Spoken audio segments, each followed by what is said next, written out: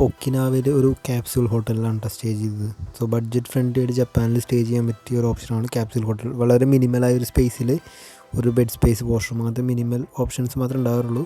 ഇത് അത്യാവശ്യം ലാവിഷായിരുന്നു. സോ ഈ കാണുന്ന ഫുള്ളും ചെറിയ ചെറിയ പോഡുകൾ പോലെയാണ് കേട്ടോ. ഇതെനിക്ക് ഇവിടെ നിന്ന് എൻ്റെ കറണ്ട് എംപ്ലോയർ എടുത്തതാണ്. ഷൂ അലൗഡ് അല്ലായിരുന്നു. ഷൂ നമ്മൾ താഴെ വയ്ക്കണം. എന്നിട്ട് മേലിലാണ് റൂംസ് വരുന്നത്. നമ്മുടെ ലഗേജ് ഒരു കോമൺ സ്പേസ് ഉണ്ട്, അവിടെ എല്ലാവരും ഓപ്പൺ ആയിട്ട് വയ്ക്കുക. ഇതിൻ്റെ ഉള്ളിൽ കയറണമെങ്കിൽ ഇവിടെ സ്റ്റേ ചെയ്യുന്നവർക്ക് മാത്രം ഓരോരോ ആക്സസ് കീ ഉണ്ടാവും. അങ്ങനെയായിരുന്നു. പിന്നെ നിങ്ങൾക്ക് വേണമെങ്കിൽ ഒരു 1 പെയർ ഓഫ് ഇതെടുക്കാം, നൈറ്റ് വെയർ പോലത്തെ. ഇങ്ങനെയാണ് നമ്മൾ ഷട്ടർ ഓപ്പൺ ചെയ്ത് സ്റ്റെപ്പ് കയറി കഴിയുമ്പോൾ ഒരു ബ്ലാങ്കറ്റ്, ഒരു ബെഡ്, ഒരു പില്ലോ, പിന്നെ ഒരു ടവലും ഉണ്ടായിരുന്നു. പിന്നെ ഒരു ചാർജിങ് പോയിൻറ്റ്, ഒരു ചെറിയ എയർ കണ്ടീഷനിങ്, ഒരു TV, പിന്നെ ഫ്രീ വൈഫൈ ഉണ്ടായിരുന്നു. പിന്നെ ഒരു സേഫ് ലോക്കാണ് കേട്ടോ റൂമിലുള്ളത്. ഇത്ര സാധനങ്ങളാണ്. ഇപ്പോൾ ഒരു നൈറ്റ് സ്റ്റേക്കൊക്കെ ധാരാളം. ഇതിൻ്റെ ഏകദേശം 6000 yen ആയി തോന്നുന്നു, എനിക്കറിയില്ല, കാരണം എൻ്റെ കമ്പനിയാണ് പേ ചെയ്തത്. ഈ സേഫും നമ്പർ ലോക്ക് വെച്ചൊരു സേഫ് നമുക്ക് എന്തെങ്കിലും വാല്യൂബിൾസ് ഒക്കെ ഉണ്ടെങ്കിൽ അതിനകത്ത് ഇട്ട് വയ്ക്കാം, ചെറിയൊരു സ്പേസ്.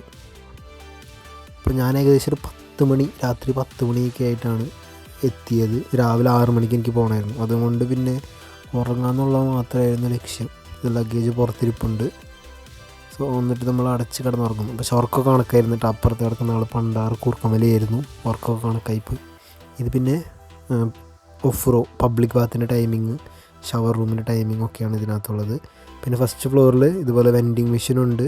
പിന്നെ ആ കാണുന്ന മെഷീൻ കൊണ്ട് ലൈറ്റ് മിന്നുന്ന അതിനകത്ത് കോഫി, ടീ ഒക്കെ, അതൊക്കെ കോംപ്ലിമെൻ്ററി ഉണ്ട്. എത്ര മണി എടുത്ത് കുടിക്കാം. സോഡ, പെപ്സി ഒക്കെ ഉണ്ടാവും. സോ ഇങ്ങനെയായിരുന്നു ആ പോഡുകൾ വന്നിട്ടുണ്ടായിരുന്നത്. പിന്നെ അതേ ഫ്ലോറിൽ തന്നെ ഒരു പബ്ലിക് വാഷ്റൂമും അതിൻ്റെ അപ്പുറത്ത് ടോയ്ലറ്റും ഉണ്ടായിരുന്നു. ഇത് എല്ലാവർക്കും കൂടി യൂസ് ചെയ്യാനുള്ള ആ ഫ്ലോറിൽ.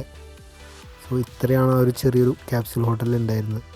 പിന്നെ വേറെ എന്തൊക്കെയോ ഫാമിലിക്ക് വേറെ ഫ്ലോർ ഉണ്ടായിരുന്നു, വിമന് വേറെ ഫ്ലോർ ഉണ്ടായിരുന്നു. പക്ഷേ നമ്മളങ്ങോട്ട് പോയില്ല.